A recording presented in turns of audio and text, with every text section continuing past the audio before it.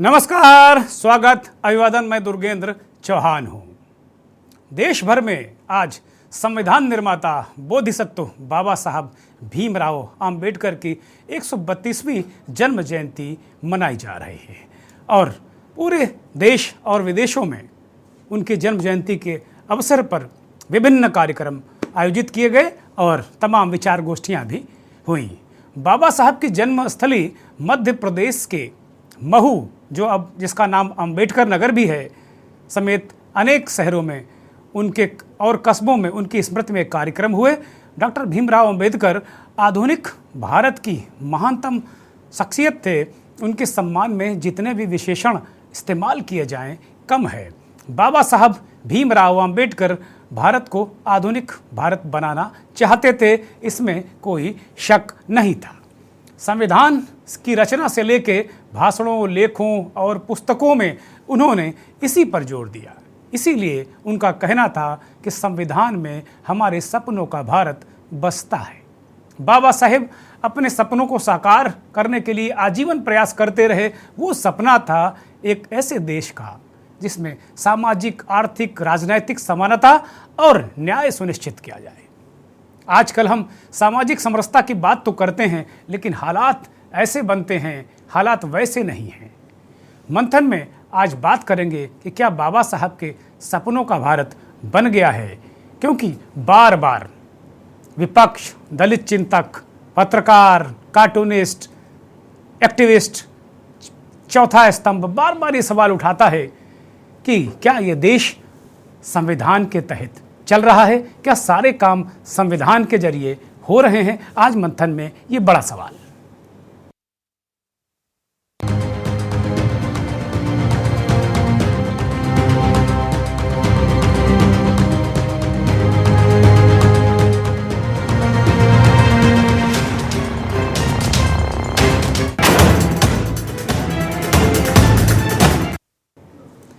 जन्म जयंती के अवसर पर जहां राजनीतिक दलों ने बाबा साहब को संविधान को याद करते हुए नमन किया, बाबा साहब को नमन किया और एक दूसरे के खिलाफ जुबानी तीर भी छोड़े। लखनऊ में मुख्यमंत्री योगी आदित्यनाथ ने अंबेडकर के सपनों को साकार करने वाले काम गिनाए तो उत्तर प्रदेश के पूर्व सीएम अखिलेश यादव, चौधरी जयंत जो उनके राजनीतिक साझीदार हैं, और दलितों के युवा नेता और भीम आर्मी के चीफ चंद्रशेखर बाबा साहब की जन्मस्थली महू, ये महू इंदौर के निकट ही है जिसका अभी हम जिक्र कर रहे थे। ये तीनों नेता वहाँ महू में थे और बाबा साहब के स्मारक पर उन्होंने जाकर मत्था टेका, उन्हें पुष्प चढ़ाए और वहीं से बीजेपी पर निशाना साधा कि भारतीय जनता पार्टी की सरकार उत्तर प्रदेश और पूरे देश में संविधान को खत्म करना चाहती है। एक दिन पहले भी AIMIM के अध्यक्ष असदुद्दीन ओवैसी ने भी तो यहाँ तक कह दिया था कि देश में संविधान का इनकाउंटर हो रहा है। ये उस परिप्रेक्ष्य में उन्होंने कहा था जब अतीक अहमद के बेटे असद का इनकाउंटर पुलिस ने किया था। किसी भी देश में, समाज में समता, समानता, स्वतंत्रता, बंधुत्व, न्याय जैसे मानवीय मूल्य काफ़ी महत्व रखते हैं, इसमें कोई शक नहीं है। बाबा साहब भीमराव अंबेडकर जैसे महापुरुष इन्हीं मानवीय मूल्यों का भारत देखना चाहते थे, इसी के हिमायती थे, इसी के लड़ाई वो लड़ते रहे। जहाँ समानता हो, बराबरी हो, सभी की समान नागरिक अधिकार हो, स्वतंत्रता हो, बंधुत्व हो, ये सारी चीज़ें बाबा साहब चाहते थे। और सब लोग सामाजिक सद्भाव में, सामाजिक समरसता में, जहाँ भाषा, संस्कृति, जाति, लिंग, धर्म, पंथ, संप्रदाय इसका भेदभाव न हो, ऐसे भारत की परिकल्पना बाबा साहब भीमराव अंबेडकर ने की थी। उन्होंने ये भी कहा था कि जहाँ महिलाओं का सम्मान हो, विविधता में एकता हो, ऐसा वातावरण बने, तभी कोई देश, कोई प्रदेश, कोई मुल्क तभी कुछ कर पाता है। संविधान निर्माता बाबा साहब ने कहा था कि हम सबसे पहले अंततः भारतीय हैं, लेकिन आधुनिक भारत में जब देश एक महाशक्ति बनकर उभर रहा है तो कुछ सवाल जरूर हैं जो मन को आज भी कचोट रहे हैं। आज भी भारतीय समाज के हर क्षेत्र में असमानता, यूँ कहें कि ज़्यादातर ऐसे मौके आते हैं या ज़्यादातर इस तरह की कुछ घटनाएं दिखती हैं जिनमें हमें लगता है कि क्या बाबा साहब के सपने पूरे हुए हैं, क्या उसकी ओर हम काम कर रहे हैं। हमारा समाज वर्गों और जातियों में बटा है। यहाँ लोग पहले खुद को हिंदू, मुस्लिम, ब्राह्मण, क्षत्रिय, अगड़ा, पिछड़ा ये बताते हैं, बाद में भारतीय।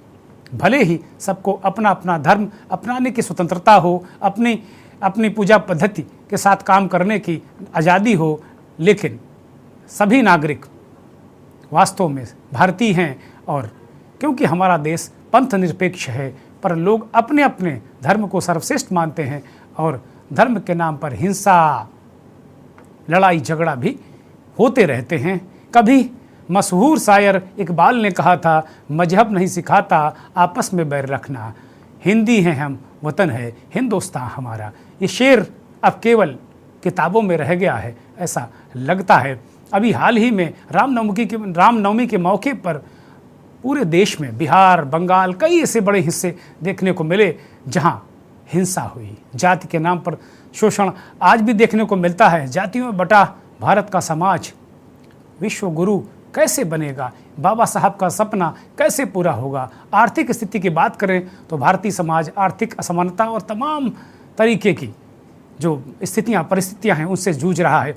10% भारतीय आबादी के पास कुल राष्ट्रीय आय का 57% हिस्सा है और इन 10% में भी 1% के पास 22% जो आबादी है, जो 22% हिस्सा है वह है। वहीं निचली श्रेणी के लोग हैं, यूँ कहें मजदूर, गरीब, गुरबा, सर्वहारा समाज के लोग, उन जो 50% आबादी है उनके पास केवल आमदनी का 13% ही है। बाबा साहब कतई ऐसा नहीं चाहते थे।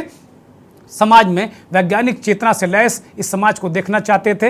21वीं सदी के भारत के समाज को बाबा साहब एक अलग तरीके से देखना चाहते थे और वो नहीं चाहते थे कि अंधविश्वास, कई महाराज, महंत, बाबा, सरकार ऐसे लोगों को देखना नहीं चाहते थे जो अंधविश्वास को बढ़ावा देते रहे हों। कुरीतियों को खत्म करने का जो प्रण है वो बाबा साहब का सदैव रहा है और दूसरों को भी ये कराते रहे हैं। लेकिन सबसे बड़ा सवाल, बाबा साहब ने एक बहुत महत्वपूर्ण बात कही अपने जीवन में। उन्होंने ये भी कहा कि अगर पैरों में भले जूतियां ना हो, चप्पलें ना हो, लेकिन हाथ में किताब का इंतजाम करो।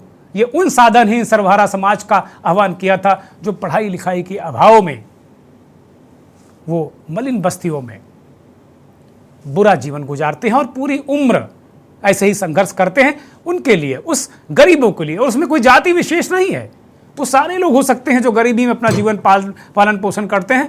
ऐसे लोगों के लिए बाबा साहब का संदेश था और इसका साफ संदेश था कि शिक्षा की रोशनी ही एक ऐसा हथियार है जिससे आप बखूबी किसी भी समस्या से लड़ सकते हैं।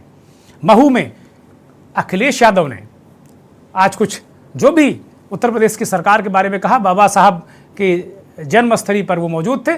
इससे पूर्व उत्तर प्रदेश के मुख्यमंत्री योगी आदित्यनाथ ने क्या कहा और फिर अखिलेश यादव ने उसका क्या मायने बताया, वो भी जरा सुनिए। हम सब जानते हैं कि बाबा साहब भीमराव अंबेडकर के नाम पर राजनीति बहुत सारे लोगों ने की होगी। बाबा साहब भीमराव अंबेडकर की इन शिक्षाओं को वास्तव में हर गांव, हर गरीब, हर किसान, हर वंचित, हर दमित, हर शोषित व्यक्ति तक पहुंचाने का कार्य ईमानदारी से किसी ने किया तो वह नाम है प्रधानमंत्री मोदी। बाबा साहब भीमराव अंबेडकर ने तो एक ही प्रेरणा दी, शिक्षित बनो, अपने हक के लिए लड़ो, जीवन में उच्च आदर्शों का पालन करो। जीवन भर बाबा साहब भीमराव अंबेडकर इन कार्यक्रमों को लेकर के चलते रहे। आज मुझे बताते हुए प्रसन्नता है, उत्तर प्रदेश के अंदर हर घर नल की योजना में 1 करोड़ परिवारों को हर घर नल की योजना से आच्छादित किया जा चुका है। याद करिए, 2014 के पहले एक गरीब और एक दलित पानी के लिए भटकता था। दबंग लोग पानी नहीं पीने देते थे। इंडिया मार्क का हैंडपंप सरकार के पैसे से लगता था, कुछ लोग उसमें काबिज हो जाते थे।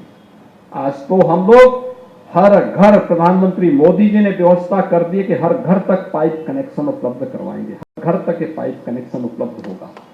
शोषित, वंचित और ऐसे कमजोर लोगों की ताकत बाबा साहब अम्बेडकर जी ने संविधान दिया। और बाबा साहब भीमराव अम्बेडकर जी जिस तरीके से तब कर निकले, उन्होंने समाज का अन्याय, समाज का भेदभाव, समाज की तमाम कुरीतियों से लड़कर के वो खड़े हुए थे। और आज संविधान के ऊपर खतरे मंडरा रहे हैं। एक एक कर करके इन संस्थाओं को खत्म किया जा रहा है। बाबा साहब भीमराव अम्बेडकर जी ने जो हमें संविधान दिया, उस संविधान को खत्म करने के लिए सरकारें काम कर रही हैं। आरोप अखिलेश यादव का खुला आरोप कि बाबा साहब के सपनों को तोड़ा जा रहा है। देश संविधान से चल नहीं रहा है, लोकतंत्र खतरे में है। लगातार विपक्ष और विपक्ष के नेता देश में ही नहीं विदेशों में जाकर भी कह रहे हैं। बहुत स्थितियां, परिस्थितियां एक अजब टाइप की बन रही हैं। इसे लेकर आज चूंकि बाबा साहब की 132वीं जन्म जयंती है, के न्यूज़ के तमाम दर्शकों की ओर से, पूरे भारतवासियों की ओर से मैं बाबा साहब के चरणों में सत सत नमन, बहुत बहुत प्रणाम करता हूँ। वास्तव में बाबा साहब भीमराव अम्बेडकर एक ऐसे समाज सुधारक, चिंतक थे जिन्होंने उन गरीबों, शोषितों, पीड़ितों, आप ये कह सकते हैं, किसी को आप कह सकते हैं कि दलितों के लिए, लेकिन दलित कौन? जो साधनहीन है, जिसको समाज में बोलने का हक नहीं, जो बैठ नहीं सकता बराबर पे, वो दलित है। बहुत सारे लोग हैं। और माफ़ कीजिएगा, ये भी जो तमाम साधन संपन्न पैसे वाले लोग होते हैं, भले ही उनकी स्वजाति का कोई व्यक्ति हो, वो भी बराबर जब बैठ जाता है तो उस पर वो एतराज़ करते हैं। बाबा साहब बेसिकली असमानता के खिलाफ थे और इसके लिए जीवन पर्यंत लड़ाई लड़ते रहे। उनके जन्म दिवस पर आज उत्तर प्रदेश के जल शक्ति मंत्री ने 1 करोड़ घर घर नल की जो परियोजना शुरू की थी, उसका पूरा करने का उन्होंने ऐलान किया और बाबा साहब के चरणों में इसे समर्पित किया। उसका जिक्र मुख्यमंत्री भी कर रहे थे। लेकिन मंथन में एक तस्वीर दिखाऊंगा जल शक्ति मंत्री जी के अपने इलाके की, बुंदेलखंड की, जहां से वो आते हैं। ये जालौन की तस्वीर है और जालौन में ही उनका परिवार भले ही मिर्जापुर में रह रहा था, लेकिन वो लगातार राजनीति जालौन में रहकर करते थे, उरई में रहकर करते थे। ये वहीं की तस्वीरें हैं जो अभी 2 दिन पूर्व हमको मिली थी। अब पता नहीं 1 करोड़ ये नल क्या इस इलाके में नहीं पहुंचे जहां जल शक्ति मंत्री जी का अपना इलाका है, या वो हो सकता है कि बहुत मूल्यों की वो राजनीति कर रहे हों, इसलिए पहले अपने इलाके में उन्होंने हो सकता है नल न दिए हों। ये भी एक तस्वीर है। शायद बाबा साहब इसके लिए उन्होंने संघर्ष नहीं किया होगा कि कम से कम ये लोग, इसमें कोई भी बहुत साधन संपन्न व्यक्ति तो नहीं है, खरीदने के लिए बाल्टी खरीदने के लिए पैसे नहीं है, डिब्बे हैं, वो लोग हैं लाइन लगाए पानी की। तो कम से कम जब ये देश आज़ाद हुआ और संविधान बना, इतनी तो उम्मीद बाबा साहब ने की ही होगी कि कम से कम पानी दे दो, पानी की व्यवस्था कर दो, जरूर की होगी। एक ब्रेक मुझे लेना है, लेकिन इससे पहले मैं ओवैसी की वो बयान भी सुनाना चाहूँगा जो उन्होंने कल दिया था। ये बयान कि संविधान का ही इनकाउंटर हो गया। कानून की धज्जियां उड़ रही हैं, इनकाउंटर नहीं, तुम कॉन्स्टिट्यूशन का इनकाउंटर करना चाहते हो। तुम रूल ऑफ लॉ को कमजोर करना चाहते हो। फिर कोर्ट किस लिए है, अदालत किस लिए है? ये सवाल हैं, बहुत सारे लोग ये सवाल उठा रहे हैं। और आज इसके लिए बाबा साहब के जन्मदिन, जन्म जयंती से बेहतर क्या मौका हो सकता था कि वास्तव में हम आज सवाल उठाएं कि क्या ये देश संविधान से चल रहा है। क्योंकि बार बार विपक्ष, एक्टिविस्ट, पत्रकार, कार्टूनिस्ट, चित्रकार लगातार ये सवाल उठा रहे हैं कि संविधान से ये देश चल नहीं रहा है। एक ब्रेक ले रहा हूं। आप देख रहे हैं के न्यूज़, खबरों का सारथी, खबरों का सारथी।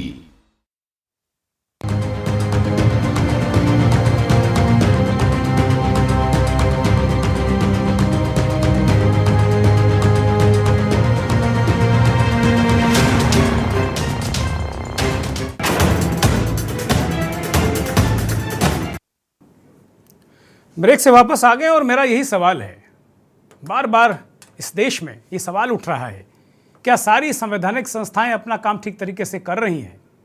क्या लोकतंत्र संविधान की छत्रछाया में फल फूल रहा है? ये बड़ा सवाल है, जबकि विपक्ष, तमाम एक्टिविस्ट, तमाम पत्रकार ये सवाल लगातार उठाते हैं कि वास्तव में संविधान के दायरे में रहकर काम हो नहीं रहा है। मेहमानों का मैं परिचय करा दूं। मनोज यादव समाजवादी पार्टी के राष्ट्रीय प्रवक्ता हमारे साथ जुड़े हैं। मनोज भाई, बहुत स्वागत, बहुत धन्यवाद। और राष्ट्रीय प्रवक्ता बनने के लिए ख़ास तौर पर आपको बहुत बहुत बधाई, बहुत बहुत शुभकामनाएं। भारतीय जनता पार्टी के नेता पंकज त्यागी साहब हमारे साथ जुड़े हैं। त्यागी साहब, बहुत धन्यवाद, बहुत आभार आपका वक्त देने के लिए। विपिन यादव साहब कांग्रेस के राष्ट्रीय प्रवक्ता हैं, हमारे साथ जुड़ गए हैं, बहुत स्वागत, बहुत धन्यवाद। कालीचरण स्नेही साहब अम्बेडकरवादी हैं, हमारे साथ जुड़े हुए हैं। कालीचरण जी, बहुत स्वागत, बहुत धन्यवाद। विजय शंकर जी हमारे साथ जुड़े हैं, झारखंड से हमारे साथ जुड़े हैं, झामुमो से ताल्लुक़ रखते हैं। विजय शंकर जी, बहुत स्वागत, बहुत धन्यवाद। और इस देश की राजनीति को कई करवट देखने समझने वाले, कम से कम 5 दशक का पत्रकारिता का अनुभव रखने वाले वरिष्ठ पत्रकार, राजनीतिक विश्लेषक सुरेंद्र दुबे जी हमारे साथ जुड़े हैं। बहुत स्वागत, बहुत धन्यवाद सभी मेहमानों का, और सभी को बोधिसत्व बाबा भीमराव अंबेडकर की जयंती की बहुत बहुत शुभकामनाएं, बहुत बहुत शुभकामनाएं आप सभी को। मंथन की शुरुआत मैं सीधे जो कालीचरण स्नेही साहब हैं, अम्बेडकरवादी हैं, मैं आज उनसे करना चाहता हूं। कालीचरण जी, आज जो मैं प्रश्न इस मंथन में उठा रहा हूं, सुबह सुबह जब मैं आज आंख मैंने खोली तो जाहिर सी बात है कि बाबा साहब का आज जन्म जयंती है, उनका जन्मदिन है। और मेरे लिए और भी बेहद खास हो जाता है क्योंकि आज ही के दिन मेरे बेटे का भी जन्म हुआ है, तो मेरे लिए बहुत और ये खास हो जाता है दिन। मैं अपने आप को बहुत भाग्यशाली समझता हूँ कि बाबा साहब की जन्मदिन के दिन मेरे घर में भी मेरा बेटा आया था, और ये मैं ईश्वरीय कृपा मानता हूँ। इसलिए ये दिन मैं कभी जीवन में भूल भी नहीं सकता, और बाबा साहब को भी कभी नहीं। वास्तव में आज मेरे मन में आया सुबह कि क्या ये सारे लोग क्या झूठ बोल रहे हैं? क्या बाबा साहब के सपनों का ये देश बन गया है? क्या ये सारे लोगों ने चश्मा चढ़ा रखा है? क्या वोटों का चश्मा चढ़ा रखा है जो बार बार कहने के लोकतंत्र खतरे में है, बाबा साहब के सपनों को धूल दूसरित किया जा रहा है, संविधान खतरे में है, कोई संविधान बचाओ रैली निकालता है, कोई यात्राएं निकालता है? कालीचरण जी,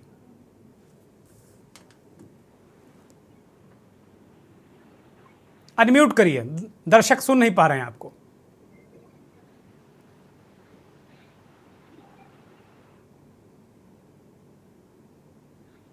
हेलो, आ रही है आवाज? हाँ बोलिए कालीचरण जी। आ रही है आवाज? हाँ बोलिए। हाँ, मैं आपके न्यूज के माध्यम से सभी दर्शकों को बाबा साहब की जन्म जयंती पर बधाई देता हूँ, शुभकामनाएं देता हूँ, और आपको आपके बेटे के जन्मदिन पर भी मैं शुभकामनाएं और शुभाशीष देता हूँ। आपने बहुत अच्छी बातें अभी आरंभ में कही हैं, मुझे बहुत अच्छा लगा। आप ने बहुत सही बातों को रखने की कोशिश की है कि क्या वास्तव में बाबा साहब के सपनों का भारत हम बना पाए हैं। दरअसल देखिए, बाबा साहब का सपना कोई अलग से सपना नहीं था। एक मनुष्य का जो एक मनुष्य के होने के कारण, मनुष्य होने के कारण हमारी जो आकांक्षा होती है, मानवीय गरिमा होती है, मनुष्योचित जो हमारे अधिकार होते हैं, उनकी कामना हर एक धरती पर पैदा होने वाले किसी भी भूखंड पर पैदा हो, उसकी इच्छा होती है कि मनुष्य की जो गरिमा है, डिग्निटी है, वो बरकरार रहे। क्योंकि मनुष्य हैं तो मनुष्य के रूप में पहचाने जाएं, हम ना किसी जाति के रूप में पहचाने जाए, ना किसी धर्म के रूप में पहचाने जाए, हम मनुष्य हैं। और मनुष्य जिस भूखंड में है उस देश के साथ हमारा नाम जुड़ा है। आपने सच कहा कि बाबा साहब कहते थे कि हम पहले भी भारतीय और आखिर में भी भारतीय। तो भारतीय होने का मतलब ही है कि जो भास्वर है, जो प्रखर है, जो मेधा से संपन्न है। ये बाबा साहब ने कहा था कि मैं सर्वाधिक प्रभावित यदि किसी से हूँ इस सारे भूमंडल पर, धरती पर, तो मैं तथागत से हूँ। तथागत से क्यों प्रभावित हैं? कि वो जो है करुणा के सागर हैं, वो समता की बात करते हैं और अपने विचारों को किसी पर थोपते नहीं हैं। वो कहते हैं अपना दीपक आप बनो, आपको स्वयं ही अपना सफर तय करना है। आपको अपने स्वाभिमान के मनुष्य की यात्रा पूरी करना है। बाबा साहब ने वही सब शिक्षाएं लेकर के वो ज्ञान के प्रतीक बने, सिंबल ऑफ नॉलेज बने, और उन्होंने दुनिया की सर्वाधिक महत्वपूर्ण डिग्रियां लेकर के और 9 भाषाओं में मैंने उनकी स्पीच है वो बोल करके उन्होंने ये सिद्ध किया है कि सचमुच में वो मनुष्य जितना प्राप्त कर सकता है अपने एक जन्म में, उन्होंने वो कोशिश की है कि वो प्राप्त कर सकें। उनका सपना एक ही था कि इस धरती पर, भारत पर समता और बंधुता कैसे प्रसार हो, और इसके लिए उनकी बेचैनी ये थी कि यहाँ भारत में सबसे बड़ा जो व्यवधान है लोकतंत्र के लिए भी और समता के लिए भी, बंधुता के लिए, वो जातिवाद है। जातिवाद जब तक रहेगा तो फिर निश्चय है कि समता और लोकतंत्र हमारा विकलांग बना रहेगा, हम सही सफर पर नहीं निकल पाएंगे। ये बाबा साहब की चिंता थी। अच्छा, उनकी ये भी चिंता थी, उन्होंने कहा कि मैं हिंदू धर्म में पैदा हो गया हूं लेकिन मैं मरूंगा नहीं। क्यों? क्या उनका कहना था कि हिंदू होने का मतलब है कि आपकी कोई जाति है, और बिना जाति के कोई हिंदू हो ही नहीं सकता। वो मानते थे कि हिंदू होने का मतलब है कि आपकी कोई जाति है, और आपकी जाति है तो वो किसी की जाति से या तो ऊपर है या नीचे है, क्योंकि जातियों में जो हायरार्की है वो ऊंच नीच की भावनाओं को प्रदान करते हैं। और वो कहते थे कि हिंदू धर्म एक धर्म है और वो शास्त्रों पर टिका हुआ है, और शास्त्रों के द्वारा जाति को मान्यता प्राप्त है, और उसमें जो ईश्वरीय है, ईश्वर का उसमें ठप्पा लगा हुआ है, स्वीकृति है, कभी कृष्ण के द्वारा, कभी जाकर के ब्रह्म के द्वारा, कभी किसी के द्वारा ये कहा गया है कि 4 वर्णों की उत्पत्ति मेरे द्वारा हुई है। तो बाबा साहब कहते तब मुश्किल है, जाति से बिना, जाति का विनाश कैसे हो? जाति का विनाश जब तक नहीं कर पाते हम, तब तक बाबा साहब के सपनों का भारत नहीं बन सकता है। यह सबसे बड़ी समस्या है। जाति के विनाश के लिए क्या हमने कोशिश की? आज जातीय संगठन, कुछ दलितों के बीच में जातीय संगठन खड़े हो गए हैं, ब्राह्मणों के संगठन, क्षत्रियों के संगठन, हमने जातियों को मजबूत करना आरंभ कर दिया है। और अमृत महोत्सव में अमृत तो हमें कहीं दिखाई नहीं दे रहा है, जाहिर ही जाहिर नफरत का जहर फैल रहा है। 75 साल में हमने जो सत्ता में लोग रहे हैं, हमने क्या दिया इस देश को? तो ये बड़ी मुसीबत है कि सचमुच में बाबा साहब का जो था कि लोकतंत्र में किस तरह से हम लोकतांत्रिक मूल्यों को मजबूती प्रदान करें, उसके लिए था कि जाति का विनाश करें। जाति को विनाश नहीं करेंगे, हम समता नहीं ला सकते, बंधुता नहीं ला सकते। ठीक बात ये है। पूरी कल्पना ही रहेगी। ठीक बात है। बाबा साहब के सपनों का भारत बनाने के लिए कि जातीय संगठन और जातीय पार्टियां, अब देखिए छोटी छोटी पार्टियां छोटी छोटी जातियों के नाम पर बनाई जा रही हैं, और ऊपर तौर पे कहा जाता है कि हमने जाति मिटाई है, हम जाति के आधार पर वोट नहीं मांगते हैं। लेकिन मंत्रिमंडल में विस्तार जातिवाद के अनुसार होगा, चुनाव में टिकट का बंटवारा जातिवाद पर होगा, सारा काम जातिवाद के अनुसार होगा, और कहा यह जाएगा कि हम जातिवाद नहीं करते। ठीक बात है। कालीचरण जी, मैं आपके पास दूसरे चक्कर में आता हूं। अब मैं मनोज यादव के पास जाता हूं, समाजवादी पार्टी के राष्ट्रीय प्रवक्ता हमारे साथ जुड़े हैं। मनोज भाई, कालीचरण स्नेही जी ने बहुत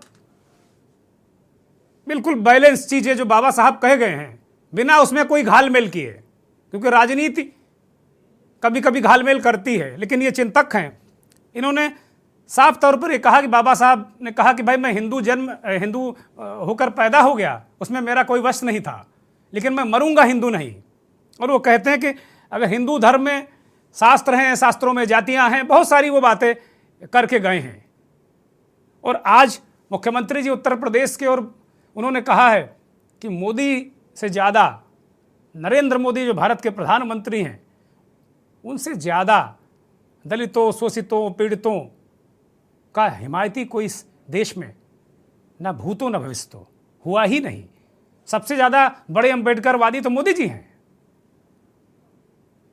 मनोज यादव, आपके चैनल के माध्यम से मैं स्वयं और समाजवादी पार्टी के 2 करोड़ से ज्यादा वोटर की तरफ से बाबा साहब भीमराव अंबेडकर जी के जयंती पे नमन करता हूँ, शुभकामनाएं देता हूँ, और ऐसा उम्मीद करते हैं कि उनके द्वारा रचित इस देश का सबसे बड़ा धर्म ग्रंथ, वो सदियां बीत जाएंगी, मनोज की 10 पीढ़ियां बीत जाएंगी, वो धर्म ग्रंथ अमर अजर रहेगा, और हम सब उसी बनाए कायदे कानून के हिसाब से चलते रहेंगे।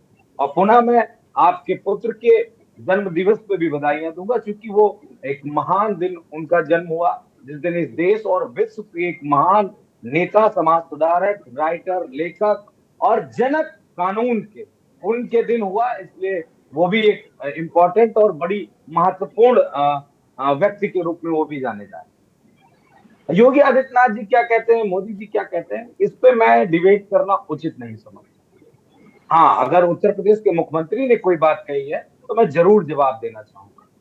संविधान की शपथ लेते हैं चुने हुए मुख्यमंत्री, चुने हुए प्रधानमंत्री और सब जो संवैधानिक पद में बैठे हैं। क्या संविधान की शपथ लेने के बाद आप उसी सदन में उस भाषा का प्रयोग करने के लायक हो? अगर उस भाषा का प्रयोग करते हो तो आप उस बाबा साहब जी का नाम लेने से पहले आपको 1000 बार सोचना पड़ेगा, 1000 बार कि हम क्या कर रहे हैं और क्या कह रहे हैं। महत्वपूर्ण यह है कि हम संविधान पे क्यों चर्चा कर रहे हैं, हम संविधान पे आज बात करने का क्यों ऐसा अवसर आ गया कि हम सब ये डिस्कस कर रहे हैं कि संविधान खतरे में क्यों करना पड़ा। अगर मोदी जी, योगी आदित्यनाथ जी संविधान के सबसे बड़े ध्वजावाहक, बेहतरीन लोकतांत्रिक ढांचे को मजबूत करने वाले, तो विपक्ष को तो अनर्गल प्रलाप वाली बात होनी चाहिए और आपको मुझे क्रिटिसाइज करना चाहिए, आपको पूरे विपक्ष को क्रिटिसाइज करना चाहिए कि आप लोग अनावश्यक बात कर रहे हैं। क्यों? क्या कोई मुख्यमंत्री सजा तय कर सकता है? कोई मुख्यमंत्री किसी के अपराध और अपराध नहीं है इसकी क्या व्यवस्था तय कर सकता है? अगर ऐसा तो बाबा साहब के बनाए कानून का, संविधान का तो कोई मतलब ही नहीं है। योगी आदित्यनाथ जी सुन रहे होंगे और मैं आपके चैनल के माध्यम से उनको सुना रहा हूं। 4 स्तंभ बने इस देश में और चारों के अपने अपने काम हैं। कोई काम दुर्गेंद्र चौहान फैसला नहीं ले सकते हैं कि फैसला दे दे मनोज यादव तुम डकैत हो, नहीं दे सकते आप फैसला। फैसला हमारा स्तंभ करेगा जो न्यायपालिका। आप मुझ पे आरोप लगा सकते हो, सरकार उस पर क्रियान्वित काम कर सकती है। क्या आज ये सब हो रहा है क्या? अगर नहीं हो रहा तो बाबा साहब के जन्म दिवस के उपलक्ष्य में, बाबा साहब के इतने पवित्र दिन के उपलक्ष्य में मुझे नहीं लगता है कि मुख्यमंत्री जी को इस तरह की भाषा कहनी चाहिए। दूसरी महत्वपूर्ण बात कहता हूं, 6 दिसंबर को याद करिए और आपके चैनल के माध्यम से पूरे दलित समाज को ये मैसेज देना चाहता हूं। 6 दिसंबर जिस दिन बाबा साहब का महापरिनिर्वाण दिवस हुआ था, जिस दिन उन्होंने अपनी अंतिम सांस ली थी, वही 6 दिसंबर चुना था आरएसएस और बीजेपी ने उनके बनाए कानून की रक्षा करने वाली बाबरी मस्जिद को विध्वंस करने के। क्यों? क्योंकि बाबा साहब का नाम न लिया जाए, नाम लिया जाए कि हमने एक मस्जिद को ढहाया था। बाबा साहब की महत्ता को कम करने के लिए 6 दिसंबर का दिन रखा गया था। क्यों? क्योंकि माननीय सुप्रीम कोर्ट के कानून को उस दिन धज्जियां उड़ाई गई थी भाजपा की सरकार के द्वारा, आरएसएस के द्वारा। मनोज जी कंप्लीट करिए, मुझे ब्रेक पर जाना है। मनोज जी कंप्लीट करिए प्लीज। मैं 2 लाइन कुछ कह के अपनी फर्स्ट सिस्टम की बात कंप्लीट करूंगा। अगर बीजेपी चाहती है कि देश संवैधानिक रूप से चले तो कार्रवाई सब पे होनी चाहिए। अगर वो चाहती है कि संविधान ही सर्वोपरि है तो कोई कहने की हिमाकत न करे पूरे देश में कि नहीं हम तो ये राज्य बनाना चाहते हैं। भारतीयता खत्म कर दी गई। बताइए 9 साल में कब भारतीयता की बात हुई? अब तो हिंदू की बात होती है। अगर मेरी बात गलत है तो यहाँ बैठा हर आदमी मुझे ठीक बात है, ठीक बात है। ये बड़ा सवाल मनोज यादव उठा रहे हैं कि भाई बाबा साहब अंबेडकर कि अगर संविधान की शपथ लेने वाले लोग अगर उसका पालन नहीं करेंगे, बाबा साहब कहते थे कि भाई सबसे पहले हम भारतीय हैं, तो इस भारतीयता की पहचान कायम रखना हम सभी की जिम्मेदारी है।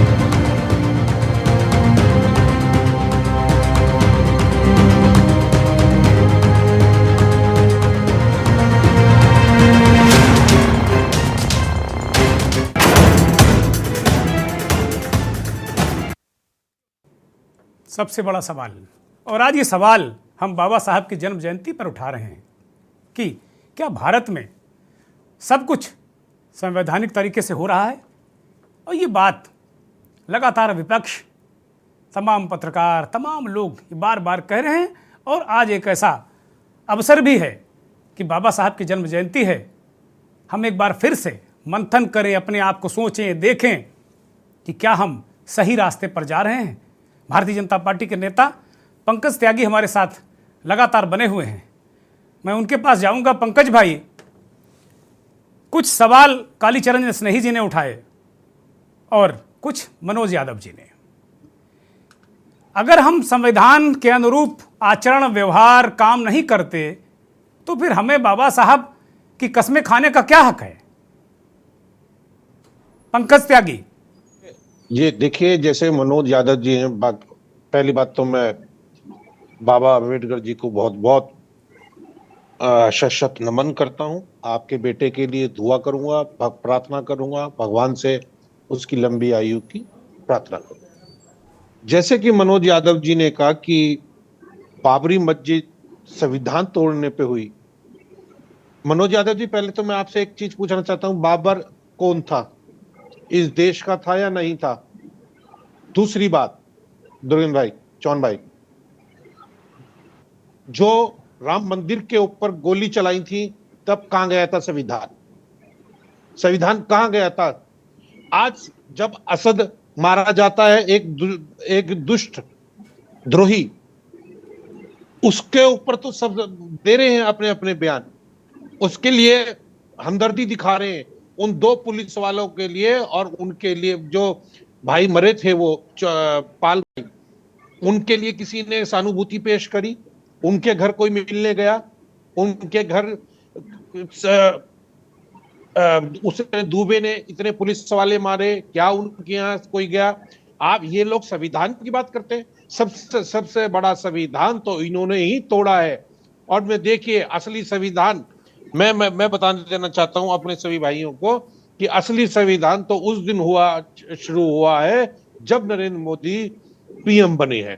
उस दिन से आज के संविधान के लिए आप देख सकते हैं, किसी भी दृष्टि से देख सकते हैं, ये लोग विपक्ष का एक एजेंडा है, इनके पास अब कुछ नहीं बचा है।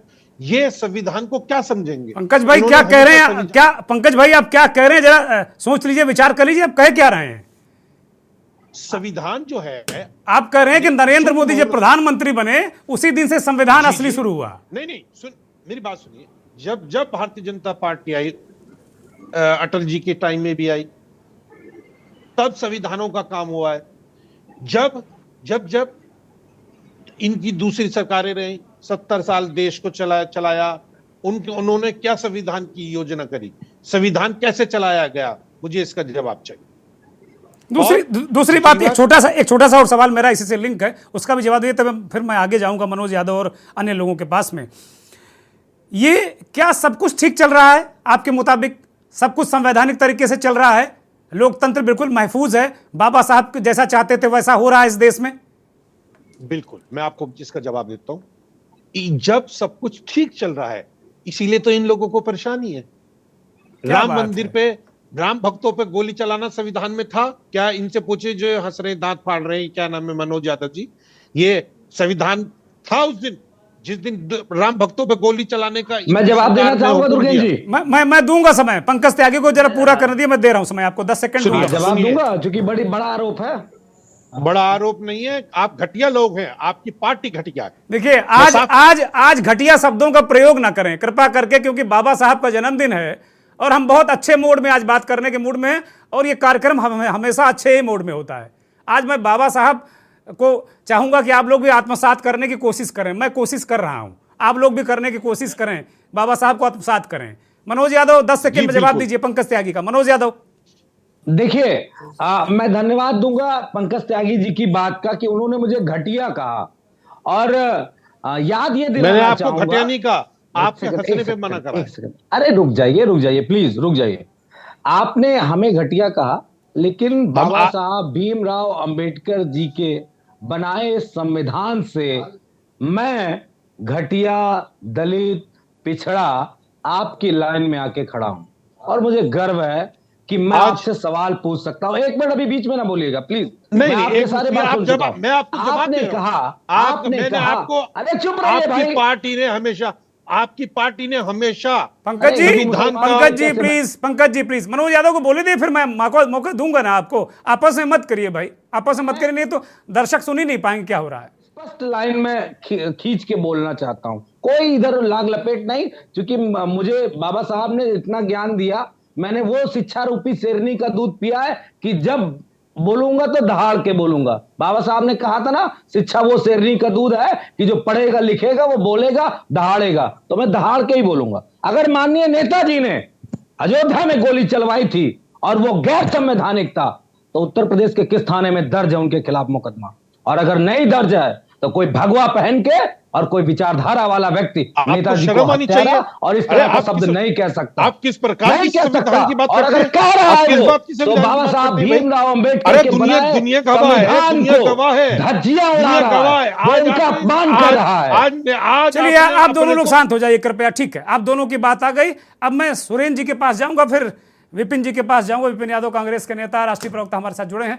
सुरेंद्र जी, काफी देर से आप सुन रहे थे और मैं चाह रहा था कि जरा एक राउंड चीजें निकल कर आए, तब उस पर आपकी अगर टिप्पणी आएगी तो मुझे लगता है बहुत सारी चीजें और अपनी सही दिशा में जाएंगी। बात बड़ी अच्छी कही कालीचरण जी ने। वो कह रहे हैं कि बाबा साहब कह रहे थे कि मैं हिंदू पैदा हुआ मरूंगा नहीं। ये बड़ी अपीलिंग बात है, ये बड़ी अपीलिंग बात है। वो और उसका वो कारण कह रहे हैं। ये बात बुरी लग सकती है, आज के परिप्रेक्ष्य में बहुत सारे लोगों को खराब लग सकती है कि भाई ये तो राष्ट्रद्रोही है, ये तो हिंदुत्व विरोधी है। लेकिन बाबा साहब को क्या हिंदुत्व विरोधी कहने की किसी में साहस है, दम है आज की डेट में? और अगले 20 साल तक रहेगा क्या? सुरेंद्र जी, सुरेंद्र दुबे जी, अनम्यूट करिए कृपया।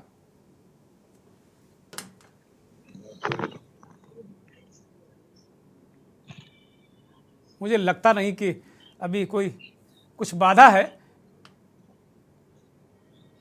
सुरेंद्र जी, आपने मेरा सवाल सुना है क्या?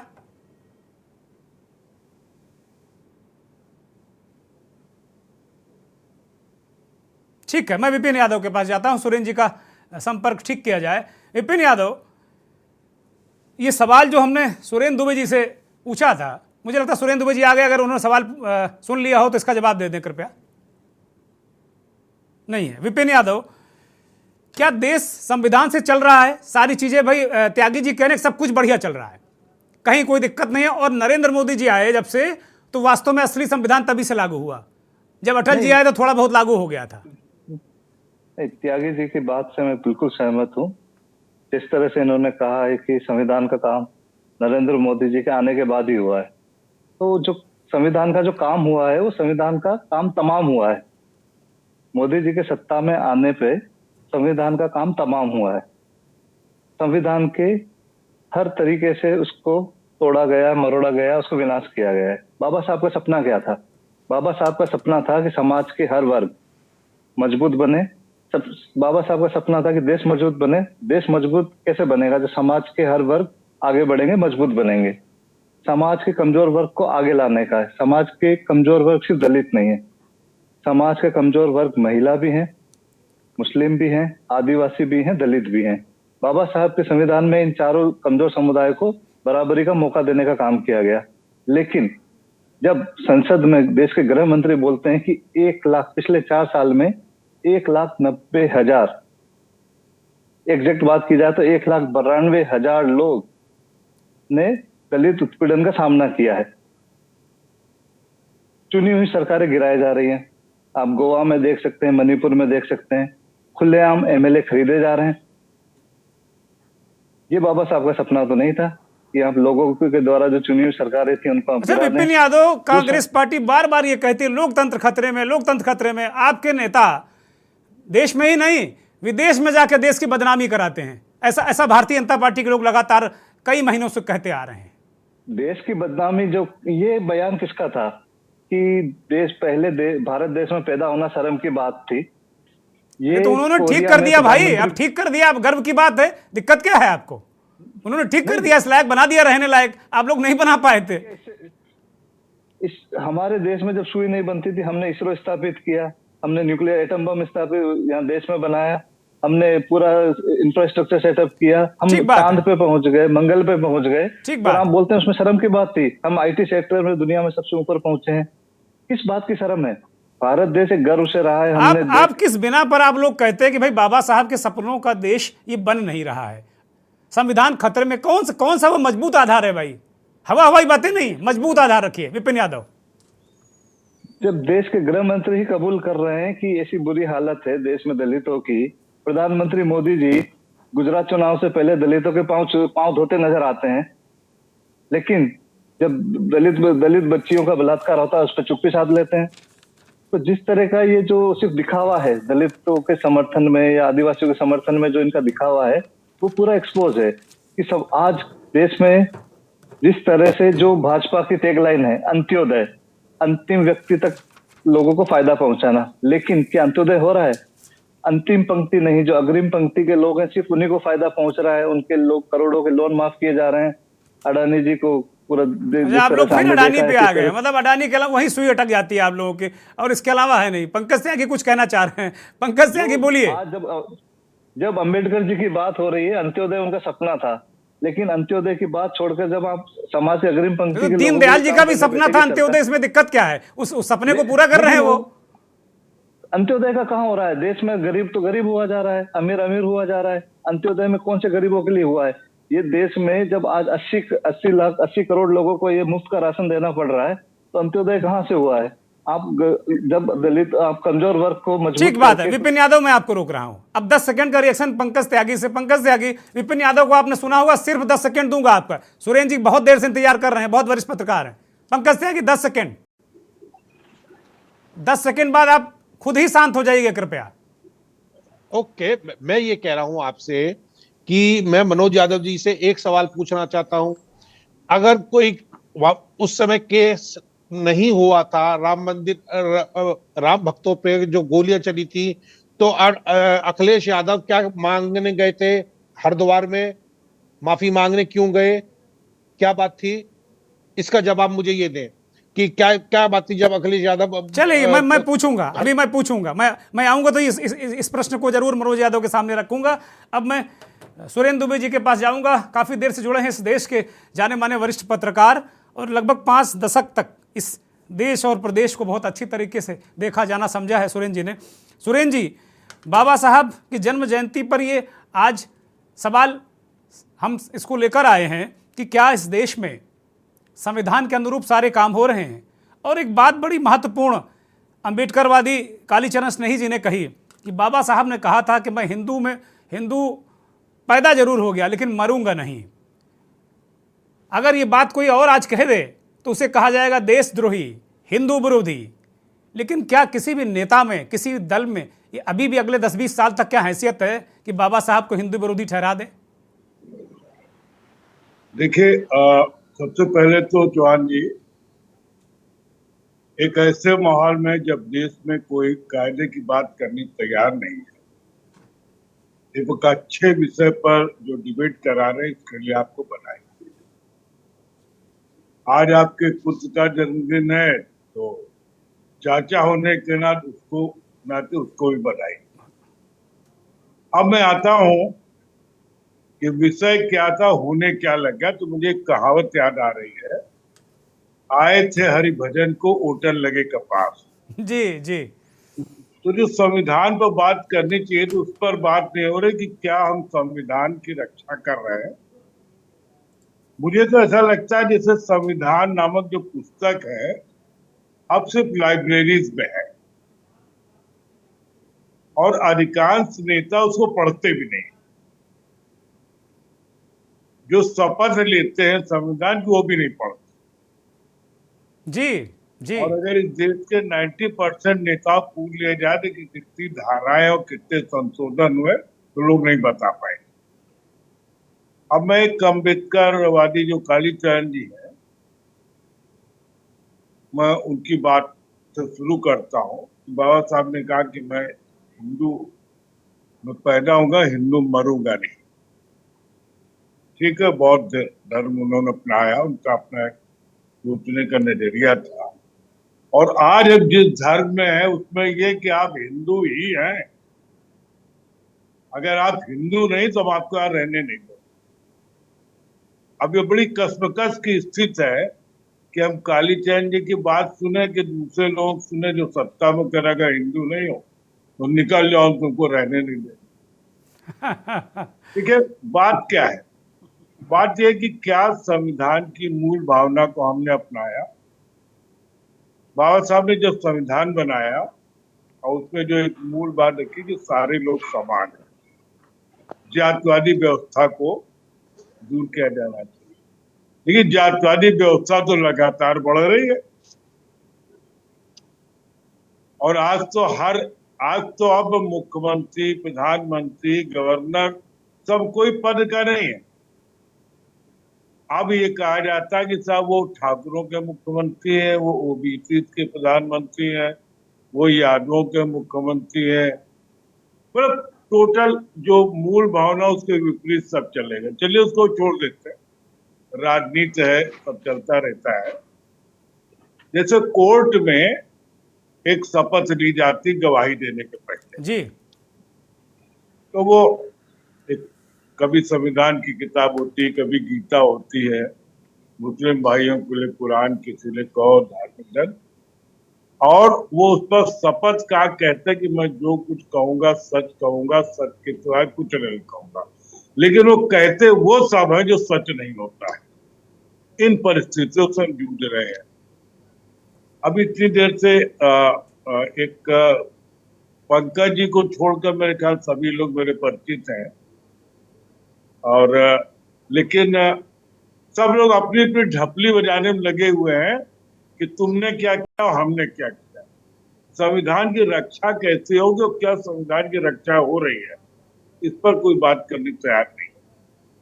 मुझे लगता है कि इधर एक लगभग 20 साल से मैं किसी सरकार को नहीं दूंगा। क्यों जो हम संविधान की उपेक्षा करते गए, क्यों तो हमने अब बाबा साहब अम्बेडकर के संविधान का जयकारा बहुत लगाया। जयकारा होता है ना, जयकारा फलाने की, मानता था कोई नहीं। ये बड़ी गूढ़ बात कह रहे हैं आप, बहुत गूढ़ बात कह रहे हैं।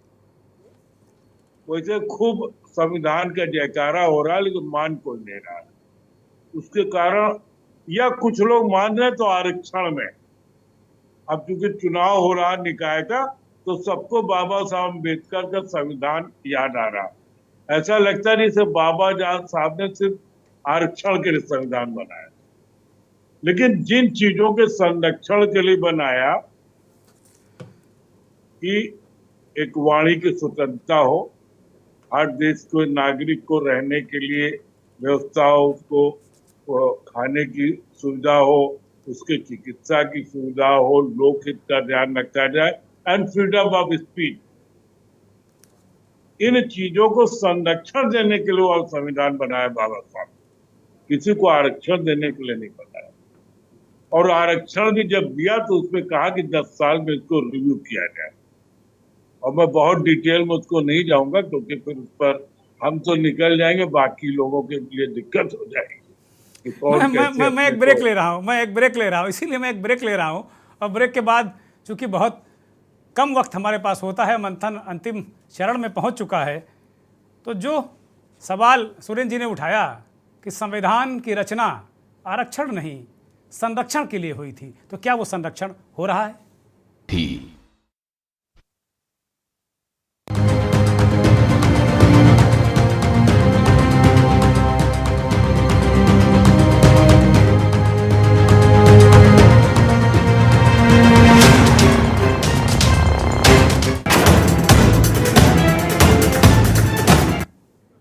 मंथन के इस अंतिम चरण में सभी मेहमानों से मेरा अनुरोध कि बहुत शीघ्रता से इस प्रश्न का जवाब बारी बारी से देंगे, ताकि सभी के जवाब आ जाएं और मंथन को हम कंक्लूड कर सकें। कालीचरण जी के पास सीधे हम जाएंगे बिना किसी भूमिका के। कालीचरण जी, सुरेंद्र दुबे जी ने बहुत महत्वपूर्ण सवाल उठाया है और ये कहा है, ये कोई उन्होंने बाकायदे इस बात को बहुत मजबूती के साथ में कहा है कि आरक्षण नहीं संरक्षण के लिए उन्होंने संविधान बनाया था। उनकी परिकल्पना थी कि संरक्षण मिले, और जो लोग हैं वास्तव में अब इसे आरक्षण तक ही सीमित हो गया या वोटों तक सीमित हो गया है। तो संविधान की रक्षा कैसे हो, ये अंतिम चरण का मेरा प्रश्न कमोबेश सभी से ही होगा।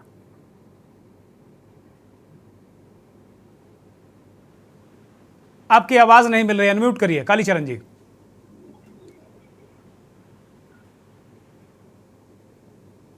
हेलो जी बोलिए। हाँ, मैं ये कह रहा हूँ कि आदरणीय दुबे जी हमारे वरिष्ठ पत्रकार हैं, उन्होंने सही बात रखी है।